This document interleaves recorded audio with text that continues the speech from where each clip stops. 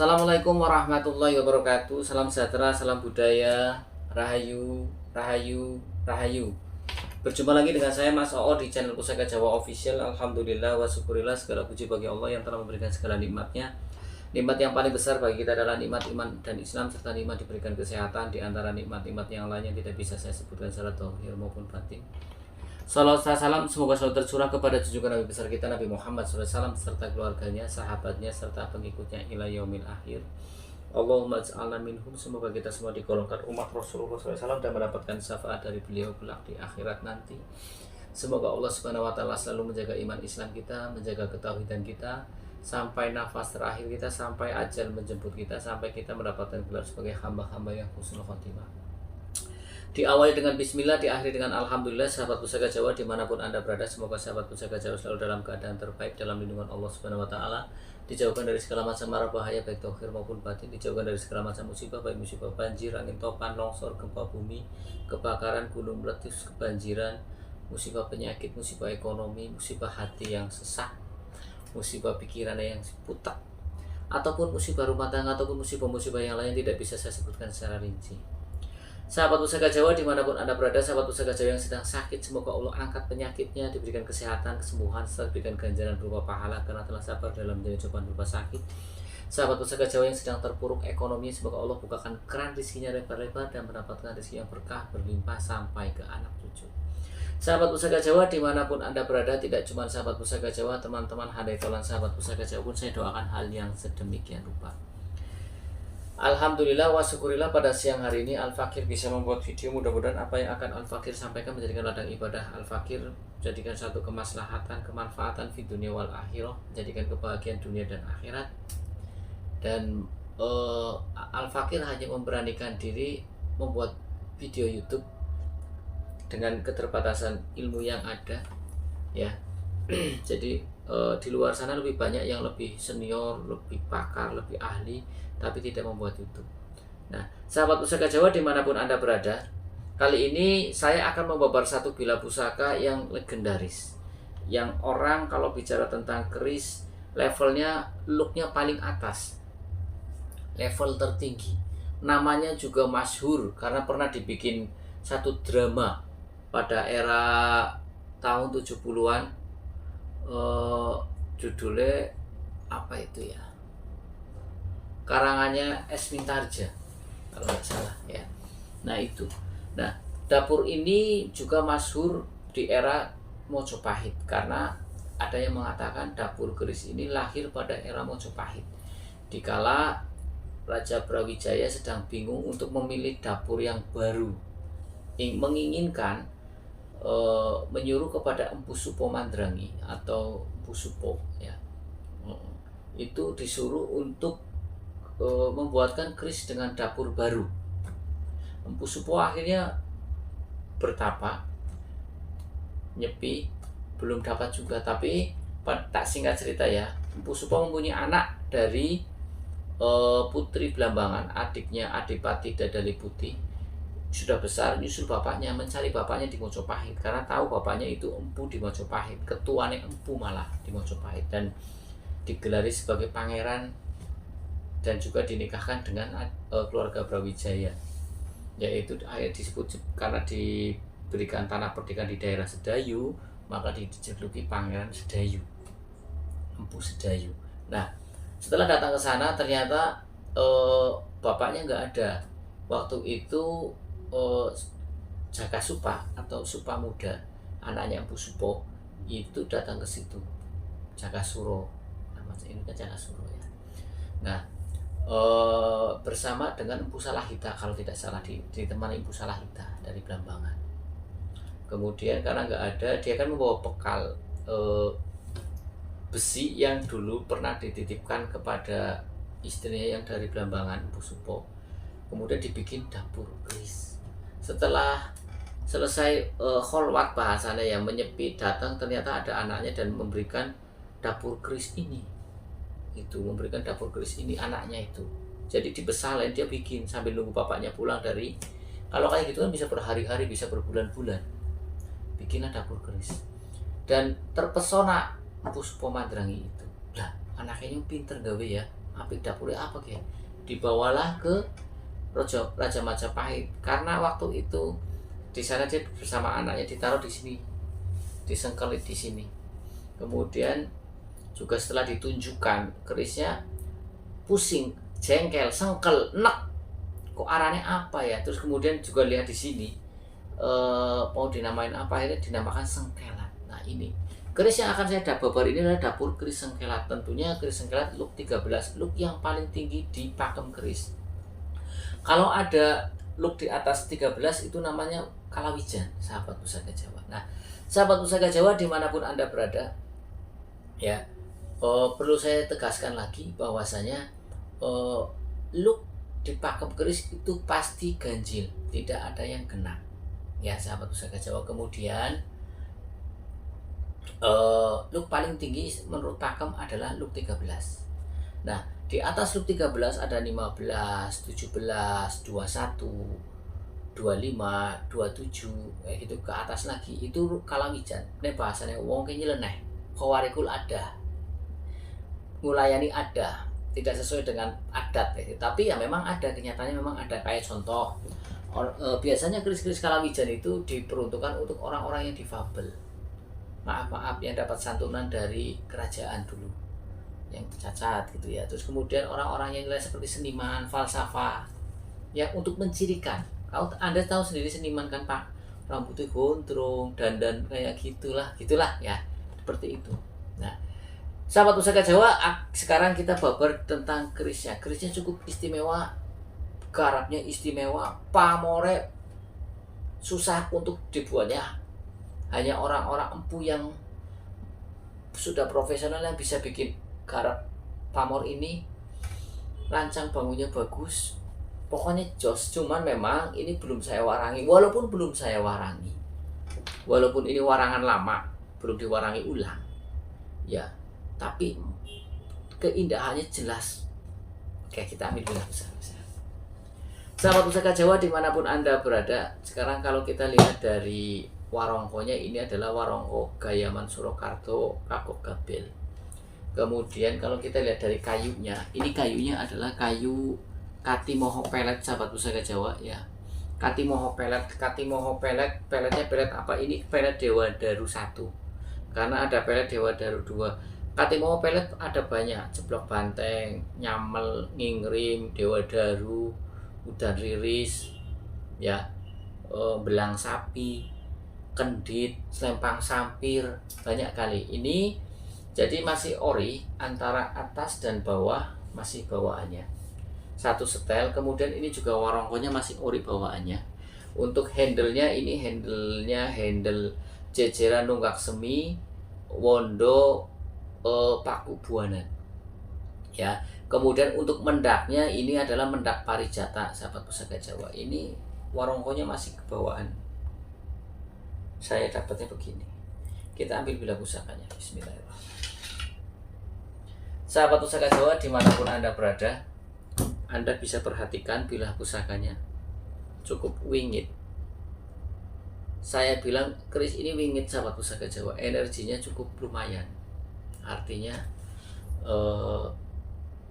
tak bilang galak-galak. Ya, ini energinya nyentak-nyentak, bawa kesemangatan, nyentak-nyentak, energinya nyentak-nyentak loh. Gitu.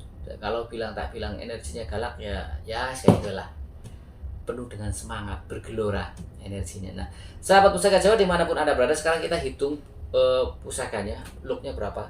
1, 2, 3, 4, 5, 6, 7, 8, 9, 10, 11, 12, 13. Looknya 13. Kita cari meteran dulu mana. Looknya look 13, sahabat pusaka Jawa. Kita ukur panjang bilahnya berapa ya. Panjang bilah dari gonjo sampai ke ujung bilah ini adalah 33,5 cm ya.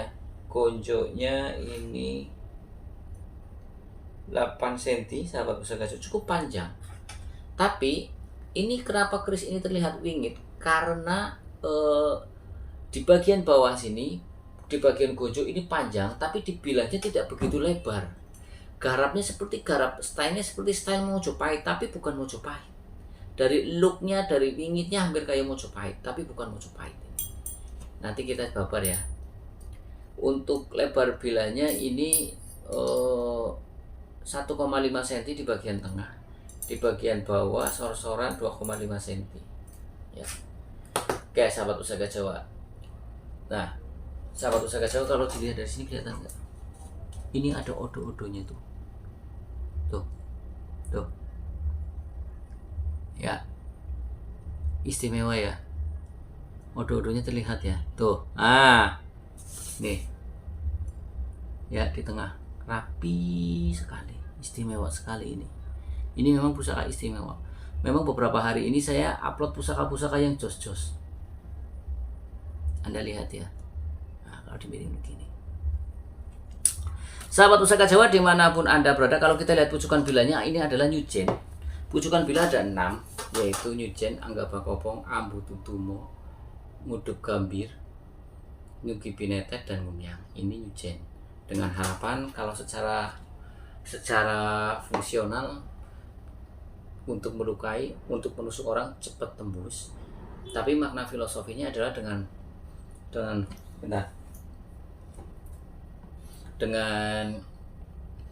ujung bila Nyujen agar harapan kita cepat tercapai, cepat tembus. Ya. Kemudian sahabat pusaka Jawa, kita lihat kembang kacang atau sekar kacangnya. Sekar kacangnya cukup gagah, sahabat pusaka Jawa, masih utuh. Ini adalah sekar kacang gelung wayang atau kembang kacang. Sekar kacang banyak, ada gelung wayang, pokok, bungkem, ya, terus raket, ya, terus apa lagi? Kok dadak lalen? Nguku bima, ya seperti itu. Di sini juga ada jalen, ada lambe gajah, memakai sokokan rangkap, memakai tikel alis, ya, kemudian memakai srawean, memakai greneng, looknya 13. Ini adalah dapur sengkelat.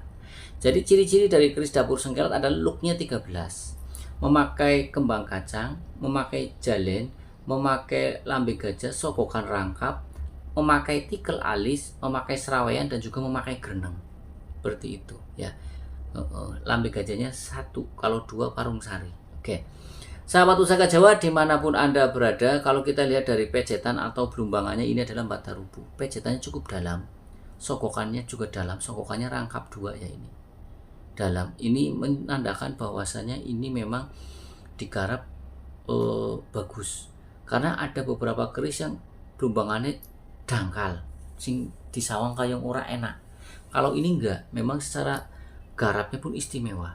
Anda bisa lihat tuh, ya kan? Oke, sahabat usaha Jawa dimanapun Anda berada, sekarang kita bahas tentang pamornya. Pamornya cukup istimewa, seperti lidi. Lihat, dicermati dari bagian bawah, sor-soran, dari pangkal sampai ke atas tuh. Wih, untuk pecinta keris, kolektor keris pasti paham ini pamor apa. Ini belum diwarangi, sahabat pusaka, belum diwarangi ulang. Ini warangan sudah puluhan tahun. Ini adalah pamor blarak sineret, atau ada yang bilang blarak ngirit. Blarak sineret artinya blarak yang digeret, diseret, seperti daun pohon kelapa, blarak, seperti itu ya sahabat usaha Jawa. Kemudian sahabat usaha Jawa, pamor blarak sineret tergolong pamor miring. Pamor blarak sineret tergolong pamor rekan. Pamor rekan artinya pamor yang dirancang terlebih dahulu oleh sang empu. Pamor blarak sineret tergolong pamor pemilih, artinya tidak semua orang cocok untuk memilikinya. Nah, ini PR. Terus gimana Mas Oo kalau biar cocok? Kalau biar cocoknya diselaraskan, makanya kalau baju istilahnya begini, diselaraskan itu gimana sih Mas Oo? Anda beli baju second, ya kan? Anda suka modelnya nih, saya suka modelnya, tapi begitu itu kegedean atau kekecilan. Nah, diselaraskan itu biar bisa menyesuaikan dengan badan Anda. Kalau umumnya kegedean, dikecilin lah, biar dipakai jenengan nyaman. Kalau kekecilan, digedein lah bajunya, biar dipakai pas sesuai ukuran Anda. Nah itu fungsi penyelarasan pusaka dengan pemilik pusaka. Caranya bagaimana? Caranya ada seperti itu ya. Sahabat Pusaka Jawa dimanapun Anda berada, sebagian pecinta keris beranggapan bahwasanya pamor blarak sineret atau blarak ngirit ini adalah yang pertama adalah untuk menambah kewibawaan. Siapa orangnya yang pengen punya wibawa? Semua kayaknya. Ketika kita punya wibawa, kita dihargai, dihormati, baik dari keluarga sendiri maupun dari orang luar. Sahabat Pusaka Jawa, kita lewat aja wong sudah segan. Dan saya lebih senang punya wibawa. Ketika orang punya wibawa, saya punya guru. Begitu dia Assalamualaikum, langsung kayak orang kayak sediem semua.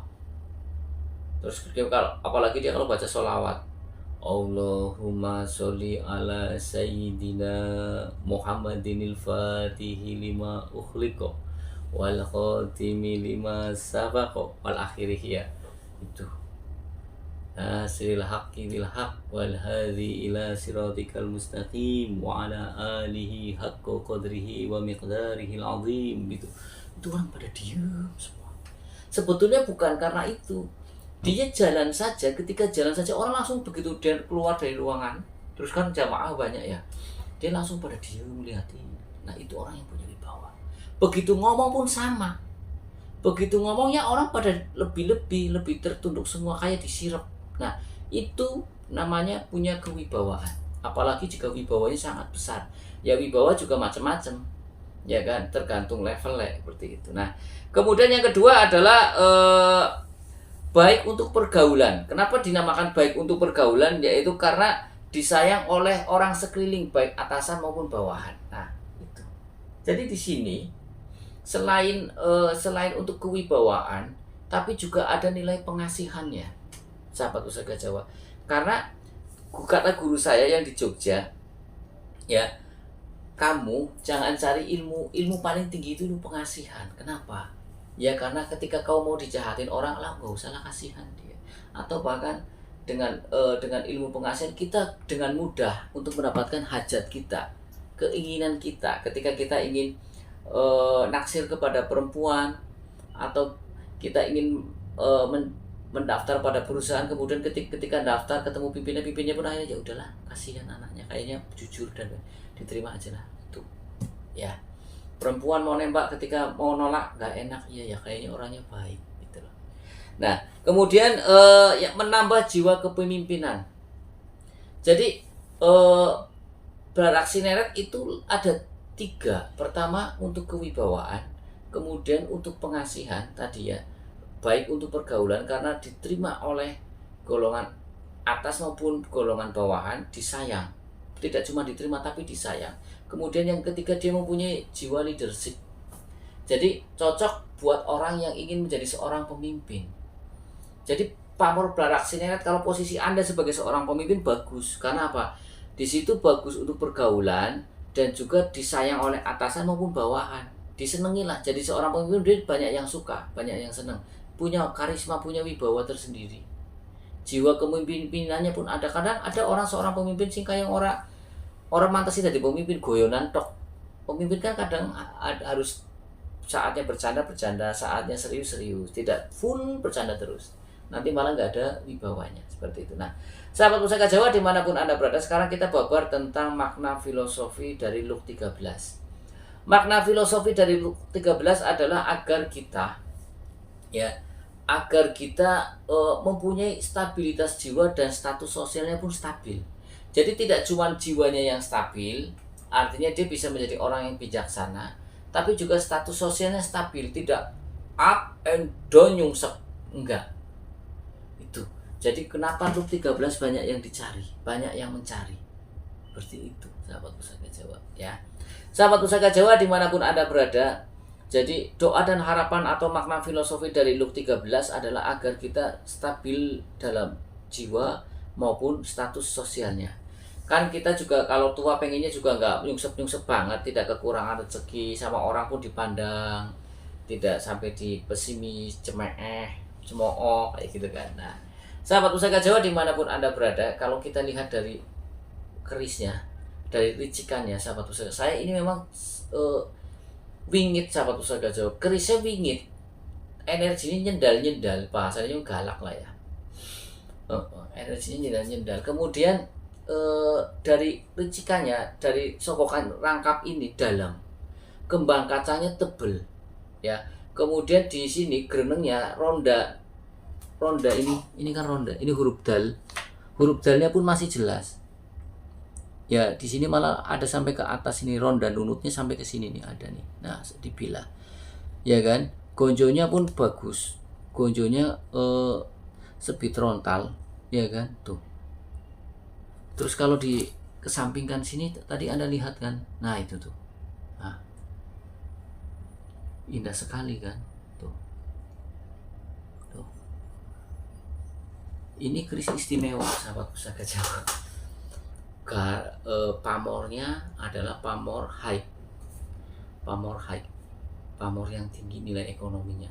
Barak Sineret memang dinilai tinggi karena pembuatannya yang susah, karena dia garis-garis begini, garis dan rapi.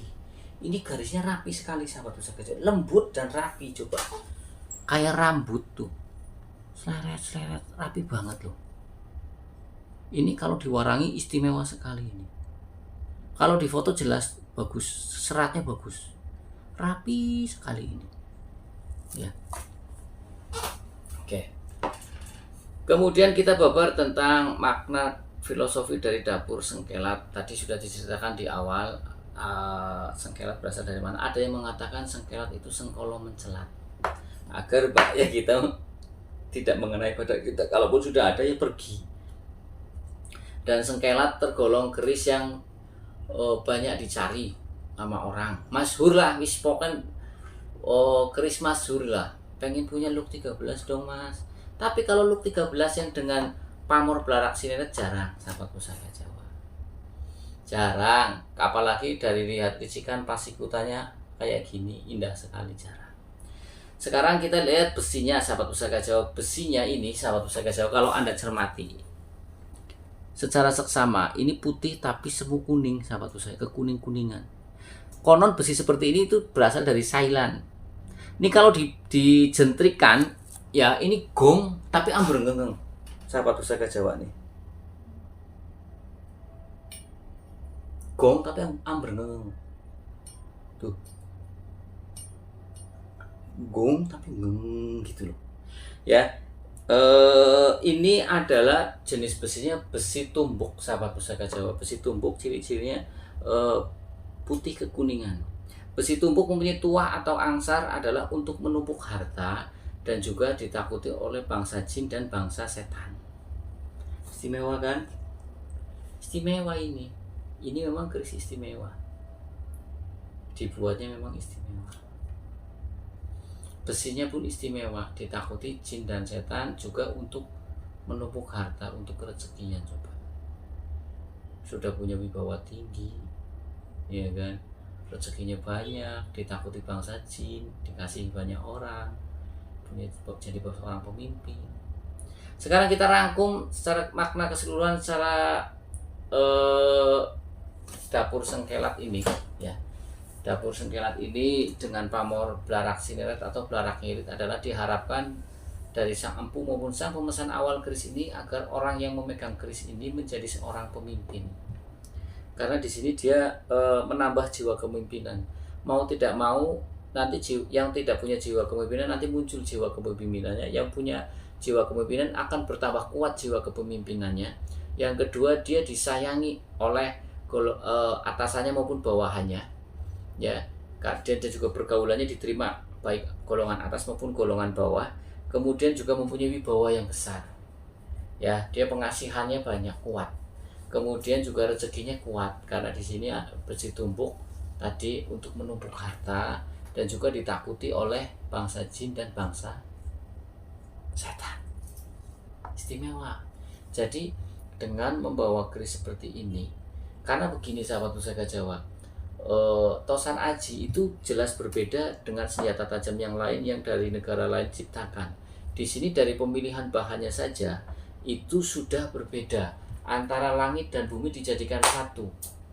pamornya berasal dari meteor, biji besi, dan baja dari bumi dicampur ditempa jadi satu. Dan seorang empu itu orang yang multi talent, dia pandai seni tempa besinya, pandai dalam memilih besi, bahan, ya kan, membentuknya, kemudian mengukirnya pun pinter, kemudian mengisi doa-doa pada pusaka dengan lambang pamor. Jadi makanya dari UNESCO kan disebutkan bahwasanya keris itu warisan budaya leluhur Nusantara ini non bendawi, karena di sini ada doa-doa, ada makna yang tersirat, ada kebijaksanaan yang disembunyikan pada bilah keris. Ya, ada makna-maknanya tersendiri yang kalau kita jabarkan kita akan tambah sayang. Kita akan, oh iya ya, orang tua dulu, leluhur kita dulu sangat bijaksana sekali. Ya, sahabat pusaka Jawa dimanapun Anda berada, kalau kita lihat dari pasikutanya ya, sekarang kita lihat dari pasikutanya, sahabat pusaka Jawa. Pasikutanya yang demes, serasi gagah, ya ini serasi gagah, tampan ya, birowo, besinya pun ini mentah ya. Ini kalau diwarangi mubiar pamore, gonjonya nungkak. Ini adalah estimasi Tangguh Surakarta. Tangguh Surakarta kapan sih Mas? Oh, Tangguh Surakarta ya era PB, yaitu era PB 3 sampai PB 9 pada tahun sekitar 1739 sampai 1806-an lah ya, atau 1790-an. Era-era Surakarta PB 9 segituan. Ya, yes, pokoknya segituan lah, antara 1700 sampai 1800. Sekarang tahun 2000 berapa? Ya, kita ketahui sahabat pusaka Jawa pada era kerajaan Surakarta itu banyak empu-empu yang hebat, terutama adalah Empu Brojogono yang menciptakan senjata yang tembus baja. Untuk berperang, besinya besi pilihan untuk menembus baju siro, dan tameng bisa dijebol, bisa tembus. Itu Empu Brojogono. Ya, ada Brojogono 2, ada Brojogono 3, ada Tirta Dangsa, ada Empu Japan, ada Jaya Sukadga, ada Singawijaya, ada Braja Setama. Itu pada era Surakarta, dan itu empu-empu yang mumpuni. Garap-garapnya garap bagus. Ya, sahabat pusaka Jawa. Sahabat pusaka Jawa dimanapun Anda berada, ya, dapur keris sengkelat dengan pamor belarak nyirit atau belarak sinirat ini sangat susah dicari. Ini garapnya istimewa. Ya, jadi beberapa tampilan saya memang lagi mengeluarkannya yang bagus-bagus saja. Ya, sahabat pusaka Jawa. Jadi ini layak untuk dikoleksi.